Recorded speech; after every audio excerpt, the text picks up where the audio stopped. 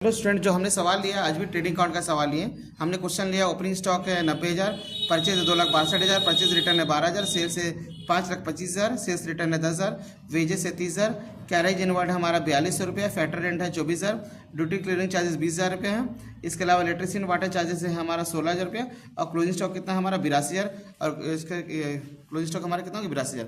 अब इसको इस तरह से बनाएंगे। सबसे पहले क्या ओपनिंग स्टॉक, हम क्या बताए थे, ओपनिंग स्टॉक डायरेक्ट पहले लिखा जाता है।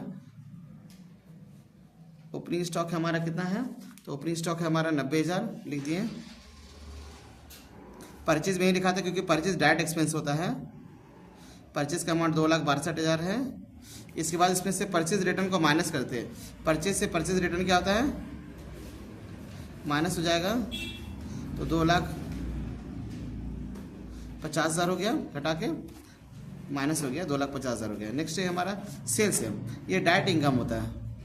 सेल्स यहीं लिखेंगे, तो सेल्स का अमाउंट कितना है 5,25,000 है, 5,25,000 है। उसमें से सेल्स रिटर्न भी है, तो सेल्स रिटर्न भी माइनस कर देंगे। सेल्स रिटर्न हमारा कितना है 10,000 रुपये है, और माइनस करने के बाद सेल्स से सेल्स रिटर्न माइनस हो जाता है, तो ये हो जाएगा 5,15,000। इसके बाद नेक्स्ट है हमारा वेजेस है। वेजेस माल मंगाने से जो मजदूर को मजदूरी देना पड़ता है वो हमारा डायरेक्ट एक्सपेंस होता है, इसलिए वेजेस भी हमारा यहीं जाएगा, डायरेक्ट एक्सपेंस है।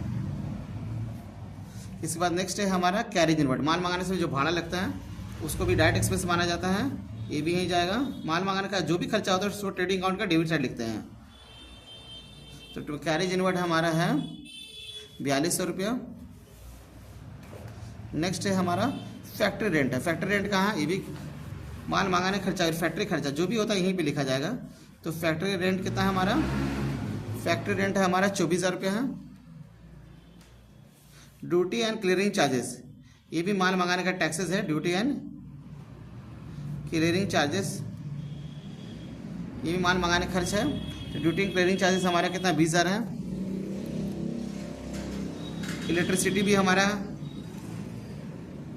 ये भी जाएगा क्योंकि इस साथ वाटर चार्जेस भी जोड़ दिया है, तो ये हमारा क्या मान लिया जा रहा है, डायरेक्ट एक्सपेंस माना लिया जा रहा है। इलेक्ट्रिसिटी एंड वाटर चार्जेस हमारा कितना 16,000 है। क्लोजिंग स्टॉक को हम यहीं पे लिखेंगे क्योंकि यहाँ पे आमतौर पे क्या होता है, सेल्स, सेल्स रिटर्न और क्लोजिंग स्टॉक होता है। तो क्लोजिंग स्टॉक का अमाउंट हमारा कितना है 82,000 है। ठीक है, अब 5,15,000 82,000 जोड़ने से हमारा हो जाएगा 5,97,000। यही अमाउंट को यहाँ पे भी लिख देंगे। अब ये जो अंतर है क्या कहलाएगा, बैलेंस करने के लिए जो अंतर है उसका क्या बोलते हैं, ग्रॉस प्रॉफिट बोलते हैं। Transfer to profit and loss account. इसका बनाने क्या नियम है कि सारा को जोड़ के इससे बैलेंस कर देते हैं। ये सारा को टोटल करना, पहले हम लोग क्या करेंगे 5,97,000 लिख देंगे। इसके बाद इस सबको टोटल करने से हमारा आ जाएगा 4,34,200। इसको माइनस करने से आ जाएगा, बैलेंस करने से 802, 1,62,800 आ जाएगा। ये हमारा जीबी हो गया।